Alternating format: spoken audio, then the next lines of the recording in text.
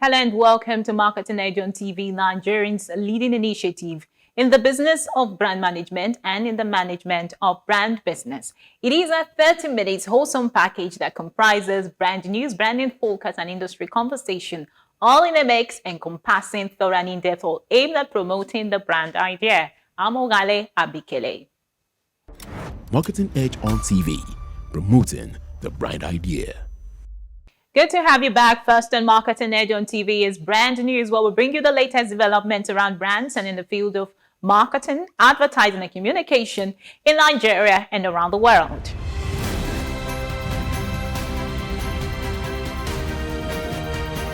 Now on brand news.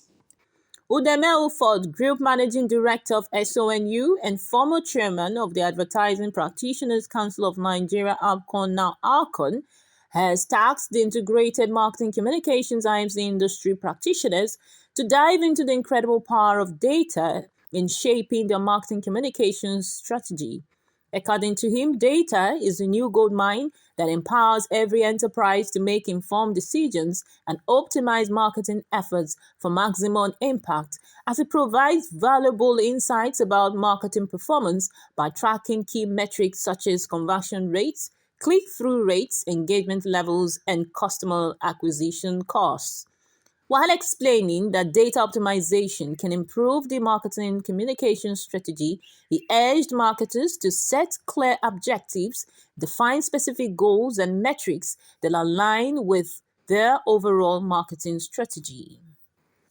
Amid shrinking ad budgets, latest industry research has revealed that every dollar removed from the brand marketing budget today will necessitate a $2 investment in the future to recover lost market share. According to a Boston Consulting Group research, CMOs can optimize ad spend by leveraging artificial intelligence (AI) in the strategic approach to brand investments, identifying areas where they have a right to win, and concentrating resources accordingly. The integration of AI and marketing strategies is imperative as it enables brands to deliver personalized content and engage with audiences in a targeted and efficient manner. Nestle, the world's largest packaged food maker, is boasting a sourcing of local raw materials in Nigeria and other African countries in an effort to reduce foreign exchange exposure amid currency volatility. The company aims to bring production and raw material sourcing closer to consumer markets, a strategy that has gained traction among consumer goods companies in the wake of the COVID-19 pandemic and its supply chain disruptions. The leading beverage company plans to mitigate the risk of currency volatility in the country by turning to local suppliers for raw materials like cassava starch, which is using to replace imported cornstarch in Nigeria.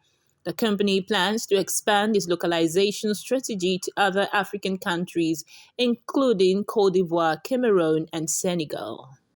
As part of efforts to identify with Muslim consumers, numerous Nigerian brands and agencies launched unique and creative messages on their social media platforms to commemorate the Eid Mubarak celebration. Ad agencies, outdoor agencies, and brands across the globe who took advantage of the Ramadan to deepen their marketing strategy celebrated the season with creativity while promoting their respective brands. Some notable brands and agencies include SONU, Nimbus Media, Up in the Sky, 7 Interactive, Top T, DXTV Nigeria, amongst others. Eid Mubarak, much like any other festive celebration, has evolved into a season of heightened consumerism and shopping spree that marketers utilize to establish stronger connections with their consumers. What was brand news, brand in focus is next after this break. Take it from me, the mind-blowing way to do things is the Glow LTE advanced way. When you stream, it's like you're in the drama itself. When you make calls, you reach where others can't. Cookie! Doing business is like running Wall Street from your street. And when you play, I did beat you guy. We'll see about that. It's like traveling the world without moving an inch. Is that Toby in your room? You can download in the blink of an eye in 4K. Go. And when you go for your dreams, it's like running with the strength of 3 nations behind you. Glow LTE Advanced, the power of 3 data networks in one. Get a Glow SIM or dial *301#. Marketing Edge on TV, promoting the bright idea.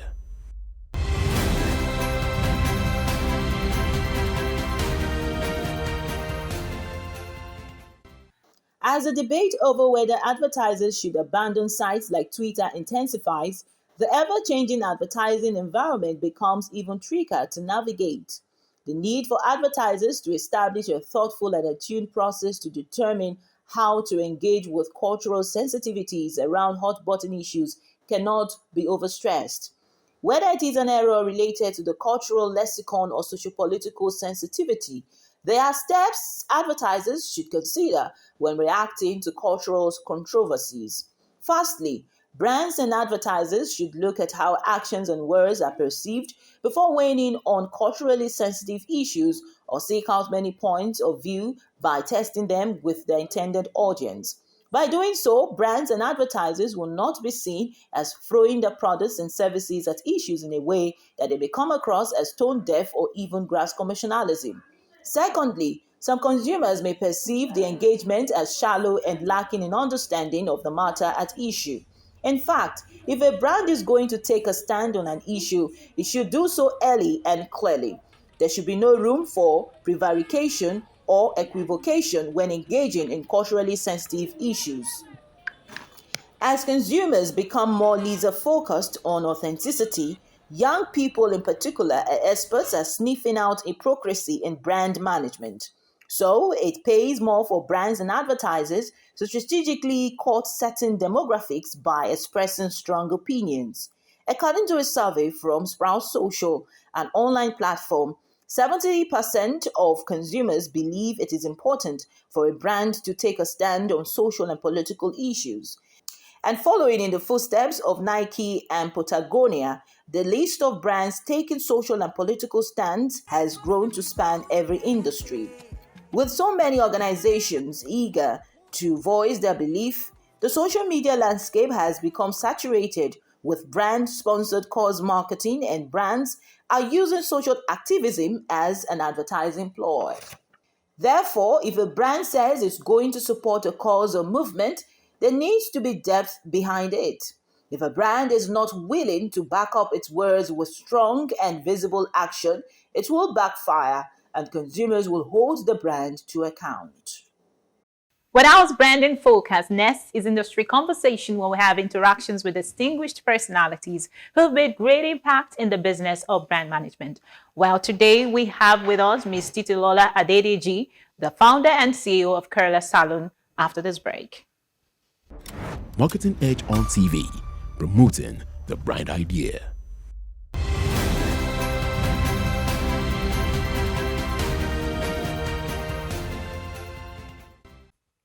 Hello and welcome to Industry Conversation, a segment on Marketing Edge on TV, where we have interactions with distinguished personalities who have made great impact in the business of brand management. Well, today we have a very distinguished personality who have influenced major sectors of the Nigerian economy. We have a serial entrepreneur and CEO of Curler Salon, Ms. Titilola Adedeji. So pleased to have you with us on Industry Conversation. Thank you. Hello. Such a great delight to have you. Thank You're welcome again. Titilola Adedeji is an innovative forward thinker and serial entrepreneur who is the CEO and founder of Curler Salon, TL Global, and several other companies which he has led through our matched expertise in business development and brand management. So pleased to have you again on Industry Conversation. You're welcome. Thank you. And it's nice to see your face. And I must say you look very beautiful. Thank and also you. that's why we're talking about a beauty brand. Yeah. So yeah, you have you're currently blazing the trail in different sectors of the nation's economy, which is very remarkable too. I'd like to get your assessment of the Nigerian business environment in recent times. In recent times, it's very unsure right now because obviously, the subsidy is off. the exchange rate is crazy. But I always say Nigerians are resilient. So I think we're going to weather this storm and get back to normalcy. So the business environment is still good, but it's just going through some turbulent times now. And as Nigerians, we can weather the storm. We always do. Of course. So let's talk a bit about some of the, the challenges. But before we get to the challenges, you are currently operating amongst other sectors of the nation's economy. You are currently, operating within the beauty space. What would be an evaluation of the personal care, segment of the market, as well as the beauty and cosmetology industry? I think a lot of people need education. Most times we follow trends and not do some dump diving or some findings. So I know there's a trend with wigs, there's a trend with weaves, and then there came a time where everybody wanted to wear their natural hair. And so people just go with trends. But I just say it's important to go to somewhere that you can be educated. I mean, Kela is one of those places, but you can be educated and then find out what is good for you. There's no one size fits all in this industry. So it's very important that you go to places where they can educate you as to what works for you. Not everything can be worn by everyone, even if we want to wear everything. So that's some of the challenges are that people want to follow trends and not what is really good for them. So you have to educate. Then you have a lot of fake products and people claiming to know they know stuff and they don't. But in this sector, again, you have a lot of very vulnerable people because women or men and their hair or their nails or their lashes, they're very vulnerable because at that time, they just want the results. They're not really interested in the process. So that's how it's easy to get people and draw people in, even when it's not so good for them. So a few challenges are misinformation, not enough good products, and just clean spaces. Yeah. I don't think there's anything like this place. So I get yeah. Yes, absolutely. When you spoke now, of course, I know here at Curla, you do personalize, treatment and services to your clients. And I mean, that's one of the challenges you just enumerated that's currently, bedeviling the industry. But how are professionals or practitioners within this space, how are they responding to this challenge? You are one of the players, and maybe you could give us a hint on that. I don't know, because you see, the thing is, I don't see competition. So I never go finding out what they're doing. I just hope they're doing the right thing. I also think that people are waking up to understand that, you have to help your client. So it's important to find out your client's lifestyle and what works for them, and then just slowly ease them into what is good for them. So I think a lot of people are trying. I don't know.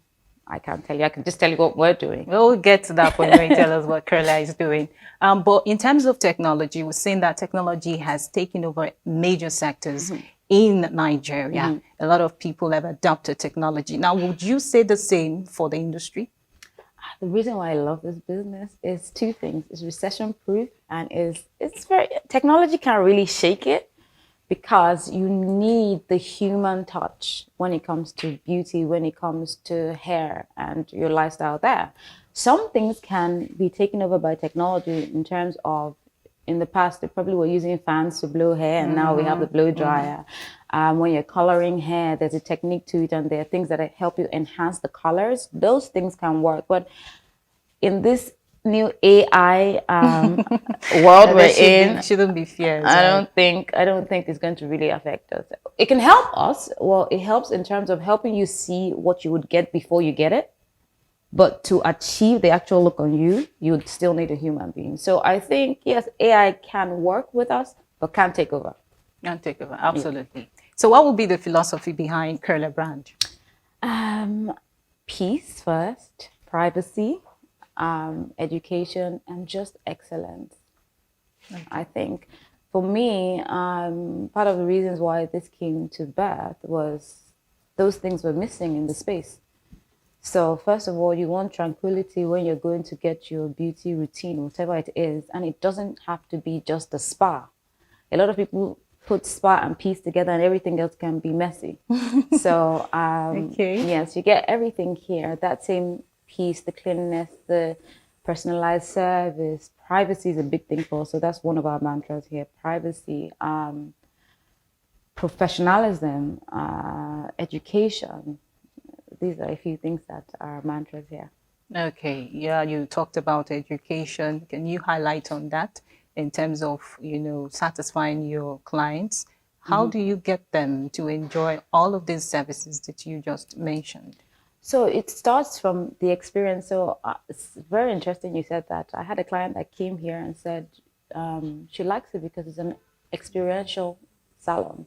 And I thought, oh, that's very interesting because, that wasn't the idea, but that's what you get when you come here. So literally from when you walk in, from the experience you get from walking in to getting you ready to be served. So we need to put you at ease and make you on. There's nothing new. So there's nothing to be shy about. A lot of people are shy. Everybody has an issue. So when you come here, you can be at home. You don't need to be shy about whatever the issue is. We will treat it if we can, but there's always a process. So we'll just walk you through the process and let you know. And, Kela is home. They'll pamper you. Yeah. Yeah, so, but I'm, interested in finding out what informed the decision to start Okerla. Was it an experience you had in the past, Yeah. or what exactly was it? It like? was something I was looking for that I never found. And I dare say I never found around the world because I've gone to have my hair in different countries done and even here. But I just noticed that people equated salon to the marketplace. That's literally what it is. So you get there, you have your stylist talking over your head. Oh, yes. Or trying to Yes. become your friend. And you're just like, I just want to get my hair done and I want to go. Okay. Or you get into a space and there's so much noise. The TV is on, there's somebody bantering about something happening on TV. You cannot just go in and enjoy the space. So it was something I was looking for that I never found that I created.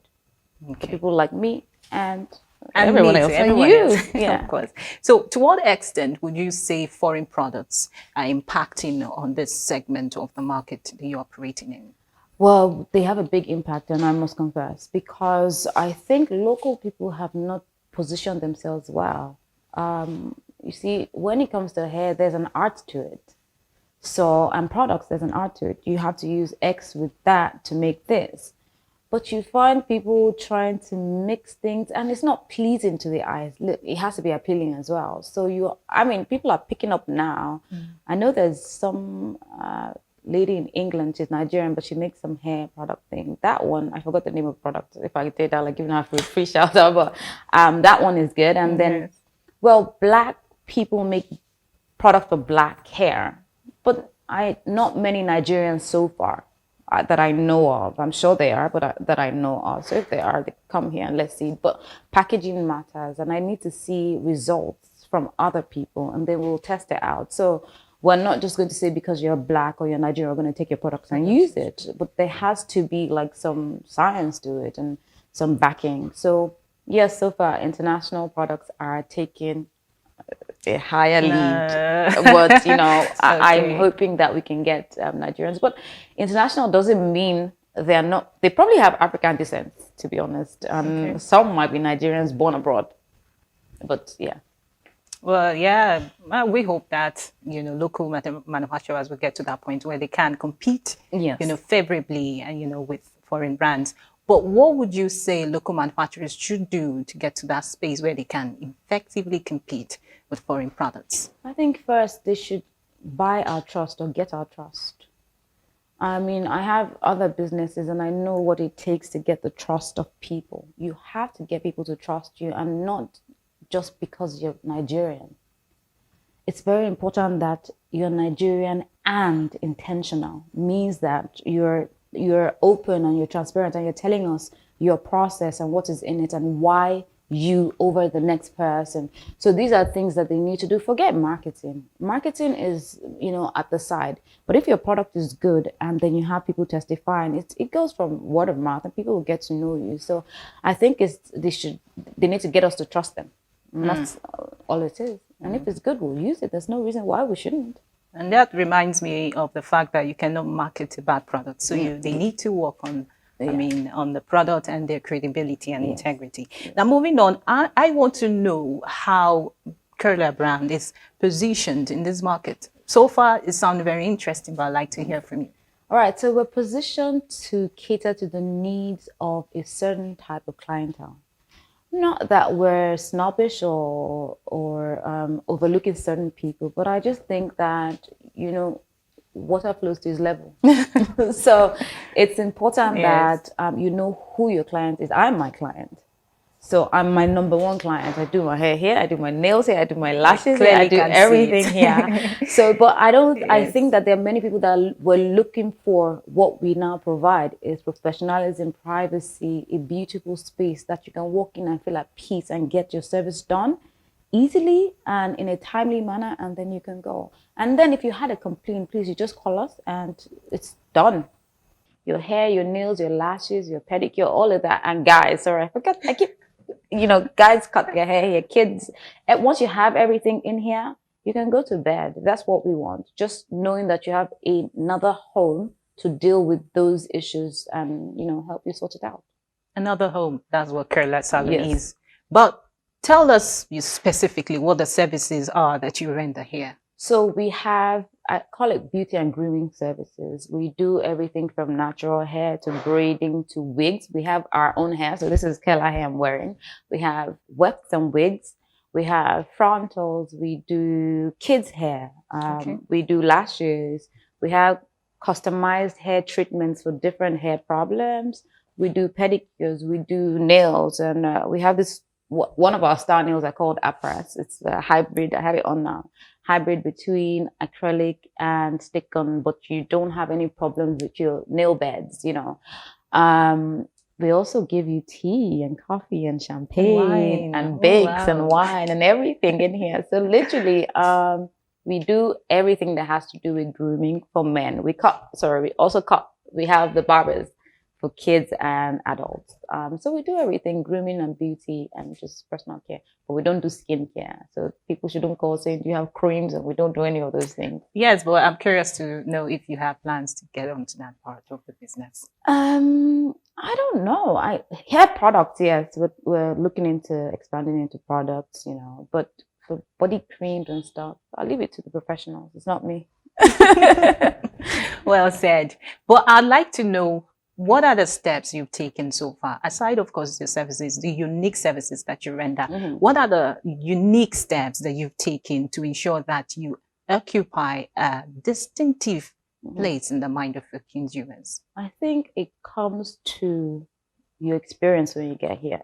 Okay. So because we have intentionally curated this experience for our clients when they come in, they just keep coming back. And so a few other trade secrets that I wouldn't tell you, because I hear people come here to check things and I think it's nice. I think it's beautiful, but it's just how we have intentionally thought about our client and what the client wants to experience or what the client wants to feel. And we've put those things in place. That's what is our edge over everyone else. Well said. You are a serial entrepreneur. Should I call you an Amazon or Kubet cute? Anything you Yes. want. And you're currently running several companies that have greatly impacted on the nation's economy. Well, I should say, congratulations for that. Thank you. And commend you for that as well. But I'd like to know what your foray into the personal care business was like and what informed that movement. I think what you're seeing, was born maybe like 10 years ago in my head. So first I really loved hair, but I think whose hair was it? I think it was Eve. She's American. She's a rapper or something. She sings. And I saw her hair and I thought, why can't we have our hair like this? And at the time they used to wear the lace system. We didn't have that in Nigeria. No, 10 years ago I lie. This was I think maybe about 16 years ago, not 10 years. 10 years is just one corner. So I saw and I thought, we need to have this. And at the time, I lived in England. So I was just wondering. And then I started buying hairs from different countries and testing it. And I said to myself, you know what? I need to provide something that's good. And so that's how it started. Then into the space or into the sector of creating the space where these things can be given. I would say good 12, 13 years ago, when I came back to Nigeria, there was this salon that was the best salon. Everybody used to rave about it. I wouldn't say the name. I went there and I was just like, what is this? It was like a really small space. Everyone was there, and then you sit down in a corner waiting for your turn, and then but then you have everything in your face. Just like, this isn't nice. And I went to all the so-called nice salons, and I'm not putting them down, but it wasn't just it. So I decided, you know what, you're going to create what it is that you want, and you know that people, because I could see people screwing their face up, to be honest, but they didn't have an option. No option. So we're just creating the option for space. Come and enjoy the space here. Marketing Edge on TV, promoting the brand idea. But as much we can take on Marketing Edge on TV this week, do well to join us same time next week for the second part of our conversation with the founder and CEO of Curler Salon, Ms. Titulola Adedeji. See you again.